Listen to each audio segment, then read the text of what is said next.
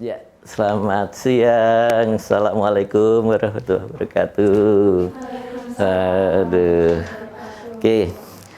Alhamdulillah kita bertemu kembali ya. Jadi pada kesempatan ini saya ditugaskan untuk menyampaikan apa-apa hal-hal yang tentang konservasi sumber daya air ya. Salah satu dari konservasi sumber daya air adalah tentang teknologi konservasi air tanah. Oke, namun demikian ada baiknya mungkin saya akan mengulangi kembali yang sudah saya perkenalkan pagi tadi ya. Karena ini mungkin siang tadi sudah istirahat, mungkin sekarang agak ngantuk ya. Oke, ya. Oke, kalau agak ngantuk saya perkenalkan diri ya. Oke lah. Saya ulangi ini sebetulnya ya. Judulnya adalah pantun. Saya mulai dari pantun, yaitu pergi sekolah naik andong. Ya, cakep gitu ya. Kemudian pulangnya pakai permadani. Nah, nama saya Eko Winar Irianto yang memfasilitasi pelatihan hari ini. Wah, gitu ya. Tepuk tangan. Oke. Baik, Bapak Ibu sekalian. Ini semua kita bersama-sama ini ya, bergembira lah istilah supaya tidak ngantuk ya. Oke. Jadi pada kesempatan ini saya mengkhususkan tentang pembuatan sarana resapan air sangat sederhana atau biasa disebut dengan SARAS, yang sesuai dengan standar dan ramah lingkungan tentunya. Oke. Selanjutnya yang sudah kita pelajari tadi ya, itu tentu perlu kita ingat kembali. Oke, setuju ya? Jadi kita tadi sudah mempelajari tentang konsepsi tentang tentang konservasi sumber daya air ya. Kemudian ada lagi selanjutnya adalah perlindungan tentang dan pelestarian sumber daya air. Dan yang ketiga adalah tadi sudah kita diskusikan tentang pengelolaan kualitas air dan perlindungan pencemaran air. Mungkin tadi menarik atau tidur tadi? Ya, mudah-mudahan menarik ya. Dan ada yang sudah bisa dicerna lah begitu ya. Itu tidak. Kemudian permasalahan yang terjadi sekarang ini adalah kejadian banjir di Indonesia mulai tahun 2019 sampai 2024 ya. Itu masih sangat sulit untuk kita prediksi. Pada prinsipnya banjir itu tiba-tiba terjadinya, atau kemudian juga kalau pada saat musim kering juga kering tiba-tiba, tapi juga pada saat banjir terutama tiba-tiba kejadiannya juga tiba-tiba air masuk besar begitu, berlimpah ya. Nah ini kalau kita melihat grafik ya, dari tahun 2019 sampai 2004 itu ternyata kejadian banjir ini tidak bisa terantisipasi. Dari pertama bisa 2019 784 ya. Tetapi di tahun 2022 itu sampai 756 kejadian. Bahkan sampai sekarang tahun 2024 itu sampai Maret ini itu sudah 221. Jadi kejadian ini nanti mungkin menjadi lebih besar lagi kan, bisa terjadi gitu. Nah, oleh karena itu hal seperti ini, bahwa banjir itu idealnya harus bisa selain dialirkan ke sungai dan saluran tentunya ya, tetapi juga harus bisa diresapkan ke dalam tanah. Nah ini mungkin yang boleh dikatakan ada hal yang baru bagi Bapak Ibu sekalian ya, mungkin demikian. Oke, nah ini contohnya ya, sudah tahu kita sendiri kalau kondisi banjir itu seperti ini, terutama di permukiman. Nah, adapun topik pembelajaran kali ini adalah pertama, kita harus mengetahui tentang tujuan dan manfaat dari sarana resapan air sangat sederhana ini, ya. Kemudian yang kedua, kita mempelajari apa itu SNI 03-2453 tahun 2002 sebagai dasar hukum dari pembuatan sarana resapan sangat sederhana. Kemudian selanjutnya adalah untuk agar kita bagaimana bisa membangun sarana resapan tadi, tentu kita harus bisa menjelaskan tentang skema secara detail bagaimana cara pembuatannya. Kemudian yang keempat, kita akan melihat nanti secara video bagaimana cara pembuatannya. Selanjutnya tentu akan penutup. Nanti kita akan isi dengan tanya jawab, kemudian setelah itu dengan evaluasi, ya. Sehingga kita harapan kita ke depan itu apa sebetulnya. Oke. Jadi ada hal yang ingin ditanyakan atau mungkin cukup? Baik, kalau gitu cukup kita lanjutkan ya. Oke. Terima kasih. Nah, sekarang kita ingin tahu tentang tujuan dan manfaat dari pembelajaran ini untuk pembuatan. Yang pertama adalah maaf. Nah, mengetahui tentang manfaat dan sarana resapan air sangat sederhana. Mungkin kalau kita secara kolektif secara generik disebutnya adalah sumur resapan.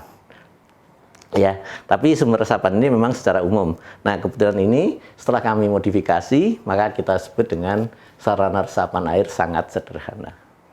Oke, kemudian selanjutnya yang kedua adalah diharapkan Bapak, Ibu, Saudara-saudara ini pada saat nanti praktek dapat membuat dan juga dapat memanfaatkan sarana resapan air sangat sederhana ini dengan lebih baik.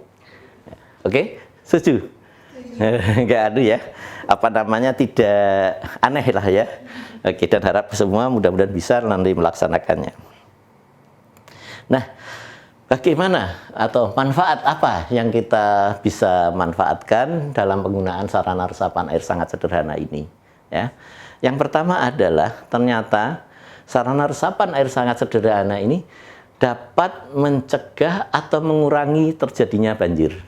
Paling tidak di pemukiman kita, ya pasti banjir terjadi, tetapi dengan adanya sumber resapan ini, waktu genangan ya itu menjadi lebih cepat turunnya. Nah, itu yang pertama. Kemudian yang kedua, bisa mempertahankan dan bahkan pada suatu saat bisa meningkatkan tinggi permukaan air tanah. Ya, kalau permukaan air tanah kita tinggi, mudah-mudahan pada saat musim kemarau kita bisa memanfaatkan air itu untuk kebutuhan rumah tangga kita. Betul tidak? Ya, betul? Pernah misalnya rumah tangga Anda ya, kemudian kebetulan belum PDAM ya, tetapi tiba-tiba airnya kering gitu. Jadi sumur itu kita sedot, aduh ya, tidak bisa keluar airnya kan. Nah, seperti itu. Oke. Yang ketiga, juga tentunya karena air itu berasal dari ketinggian menuju ke yang lebih rendah, itu biasa mengalami terjadinya erosi dan sedimentasi. Sehingga kalau ini bisa dikurangi limpasannya, maka erosi dan sedimentasi juga akan berkurang. Betul ya? Nah, seperti itu harapannya. Selanjutnya, Bapak Ibu sekalian, dan juga saudara-saudara sekalian yang mengikuti pelatihan ini, adalah mengurangi dan menahan intrusi dari laut bagi daerah yang berdekatan dengan kawasan pantai. Ya.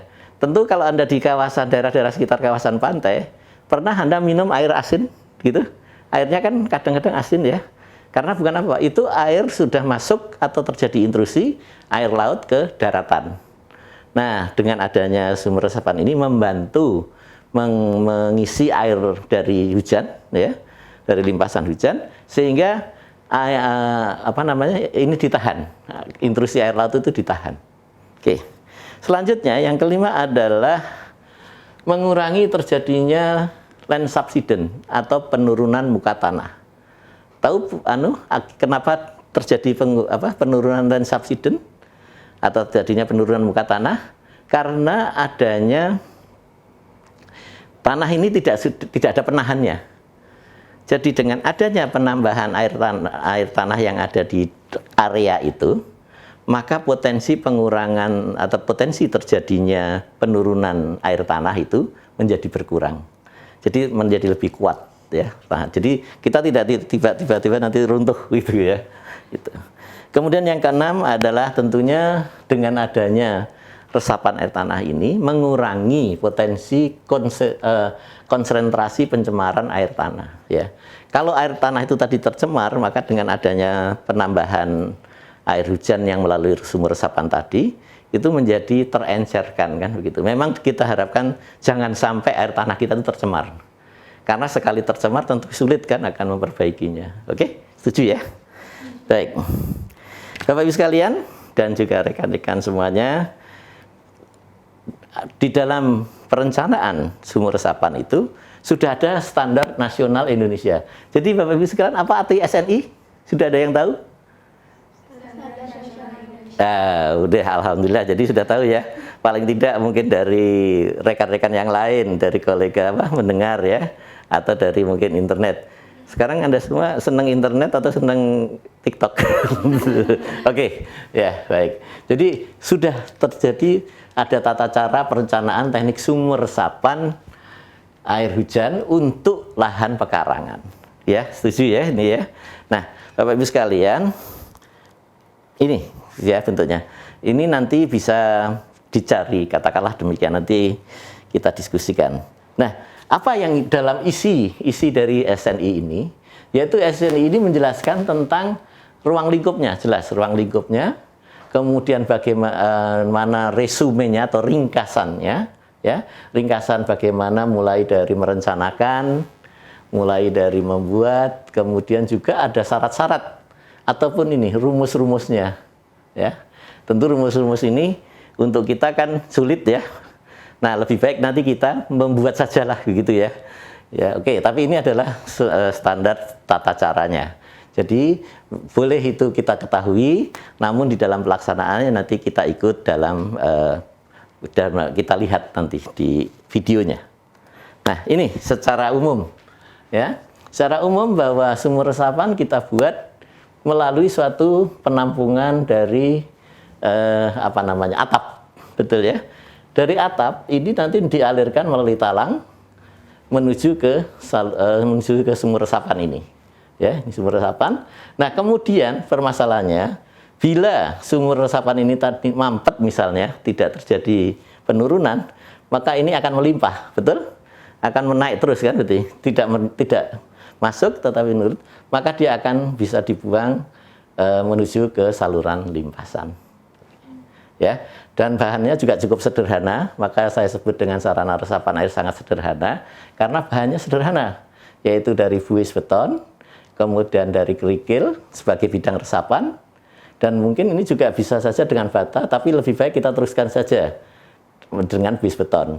Kemudian yang terakhir jangan lupa, kalau sudah lubang begini harus diapakan? Harus ditutup, jelas, betul kan? Kalau enggak nanti bisa masuk, ya, gitu. Oke. Ini suatu gambaran umum yang bisa kita laksanakan. Selanjutnya, nah ini secara lebih detail ada seperti ini. Yaitu kita dimulai dari bidang resapannya, yaitu dari kerikil atau pasir. Kemudian ini kita buat dari buis beton. Kemudian kenapa ini dibuat seperti ini? Bukan, ini adalah galiannya. Ya, galian sehingga nanti sumur resapan ini kita tinggal memasang buis beton tersebut, ya. Nah, sedangkan yang satu ini adalah pengembangannya, ya. Mungkin kemarin ramai situasi ya, tetapi sebetulnya pengembangannya adalah ini ada antar sumur resapan ini bisa diinterkoneksi, ya. Karena apa? Tadi kalau ini tidak bisa menyambung, dia akan mengalir ke sini selanjutnya. Dan akan selanjutnya gitu. Ya. Oke, setuju ya? Nih, oke, sekarang kita lihat videonya ya. Sebetulnya sudah disiapkan linknya. Ya, itu. Oke. Ya. Nah, ini ya. Saya agak percepat ya. Nah, kira-kira demikian. Nah, ini adalah peletakan buis beton harus diatur. Tapi sudah digali tentunya ya supaya mudah. Oke, setuju ya? Nah, ini hasilnya. Nah, ini adalah bentuk sumber resapannya sudah ditata. Tadi ada gambar yang ke atas tadi ya. Nah, tadi ada yang pakai bata, tapi ini kami syaratkan untuk lebih baik pakai buis beton. Kenapa? Karena ini kekuatan longsoran dari tanah dikhawatirkan, jadi ditahan oleh buis beton tersebut. Nah, ini juga ada cara-cara sederhana untuk menempelkan pipa PVC ya. Oke. Selanjutnya juga, nah ini. Terjadi gangguan ya. Oke. Jadi ini adalah membuat saluran penutup betonnya. Ya. Wah, baik kalau gitu dari gambaran ini cukup kita ketahui sampai sini. Kemudian kita lanjutkan ya. Nah, oke. Nah, Bapak Ibu sekalian, tadi Bapak Ibu sekalian sudah membuat sudah tahu dan bagaimana cara membuat sarana resapan air sangat sederhana. Maka izinkan saya sekarang untuk memberikan evaluasi, ya. Evaluasi untuk apa? Agar untuk mengecek apakah yang sudah Bapak Ibu lihat tadi itu bisa diterima, atau yang kedua juga untuk baru masukkan ke saya, apakah saya bisa mengajar atau tidak, ya kan begitu. Oke. Nah, sekarang pertanyaannya adalah apa dasar dari pembuatan sarana resapan air sangat sederhana ini? Mungkin monggo sekarang tahu dasarnya apa? Tadi belum tahu, ada SNI-nya? Oke. Sekarang coba Mbak Mungkin salah satunya untuk menghindari banjir.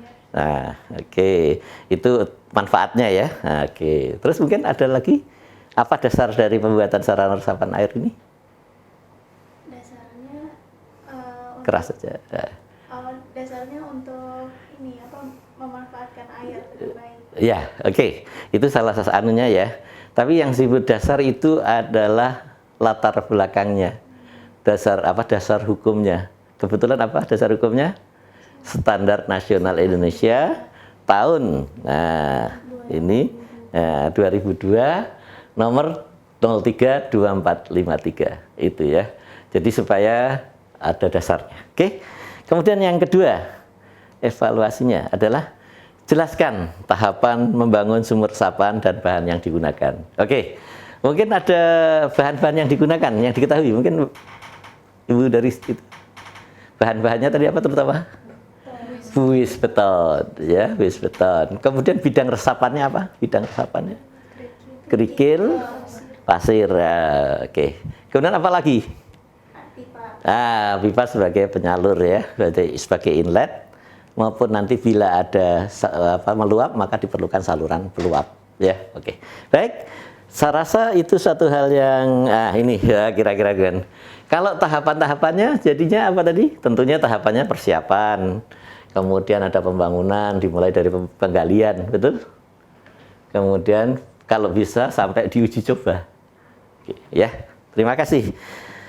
Selanjutnya kita sampai di bab penutup ya. Nah, di penutup ini tentu akan saya sampaikan apa? Biasanya kesimpulan, betul ya? Kesimpulan agar semua mengingat.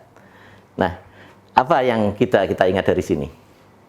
Bahwa sarana resapan air sangat sederhana yang kita diskusikan tadi ini bisa bermanfaat untuk mengurangi bencana banjir di lingkungan permukiman kita. Betul? Ya, setuju ya? Nah, selanjutnya kita kalau melihat dari gambar tadi atau video tadi, mudah atau tidak mudah katakanlah, dan bahannya murah atau apa? Bahannya bisa dicari ya. Artinya bisa dibuat dengan mudah dalam arti tentu tidak mbak-mbak ya, tidak ibu-ibu yang membuat ya, tentu tidak. Tapi intinya kita bisa memberikan suatu pengertian bahwa itu bisa dibuat dengan cara yang mudah, betul, dan bahan yang relatif ada atau murah katakanlah. Baik.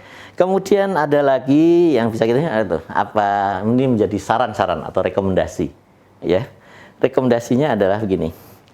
Nah, tentunya teknologi sederhana ini dapat dikembangkan dengan lebih baik tentunya dan juga mampu menjadi sarana mengurangi bencana banjir di musim hujan dan harapannya juga mengurangi kekeringan air di musim kemarau. Maaf ini salah ya. Di musim kemarau. Jadi kekurangan air di musim kemarau tertulis salah ini ya. Oke, Bapak dan Ibu sekalian, terima kasih atas Namun demikian sebelumnya apakah ada pertanyaan? Ya, Oke, silahkan mungkin. Nah, oke, kita mulai dulu, betul? Nomor 1. Silakan. Kan tadi salah satu bahannya itu ada buis beton ya. Apa bisa buis beton itu diganti dengan bahan lain seperti misalnya PVC? Iya, baik. Terima kasih, pertanyaan yang bagus. Kenapa buis beton digunakan? Pertama adalah digunakan untuk mencegah terjadinya runtuhan dari tanah itu, ya. Apalagi kalau dibuat dengan lebih dalam atau lebih dari 1,5 meter, katakanlah demikian. Sedangkan kalau yang PVC itu bisa digunakan, tetapi dalam diupayakan diameternya lebih kecil, ya. Katakanlah misalnya lebih kecil hanya 20 cm atau 30 cm gitu saja, ya. Karena juga PVC kan juga kecil, ya. Nah, itu. Seperti membuat biopori, katakanlah itu ada juga seperti itu, ya. Oke, ada lagi cukup jelas ya? Cukup. Oke, terima kasih. Ya, sekarang Saudari, ya. Ya, tadi kan ada mengenai SNI ya. Nah, itu gimana ya Pak caranya mendapatkan SNI mengenai sumur resapan? Ya, baik. Mungkin juga tidak hanya sumur resapan ya nantinya, ya. Mungkin ada hal-hal yang bisa kita gunakan, yaitu untuk mendapatkan SNI ini, yang pertama adalah kita harus mencari website dari Badan Standarisasi Nasional melalui website. Kemudian mungkin di situ bisa kita ketikkan SNI tentang sumur resapan. Nanti bisa di situ sudah dijelaskan prosedurnya, bagaimana mendapatkannya. Oke, setuju ya? Cukup? Ya. Baik, terima kasih Bapak dan Ibu sekalian yang telah berkenan untuk menikmati pelatihan ini. Dan mungkin saya tutup. Oh ya, ini satu lagi, yaitu bila memungkinkan dapat dilakukan secara massal melalui suatu peraturan daerah. Ya, setuju ya ini ya. Kemudian terakhir, nah ini saya sampaikan perpisahannya dengan pantun. Setuju? Nanti dijawab, cakep ya. Karena hujan tanah basah. Oke. Selanjutnya, jangan tebang kayu yang basah juga. Hari ini saatnya kita berpisah. Kaji ilmu janganlah dilupa. Setuju ya?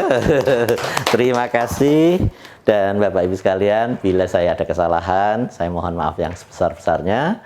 Namun demikian tetap kita semua nanti bisa saling berkontak ya kalau memang diperlukan. Dan sekali lagi saya ucapkan terima kasih. Billahi taufik wal hidayah. Wassalamualaikum warahmatullahi wabarakatuh. Waalaikumsalam.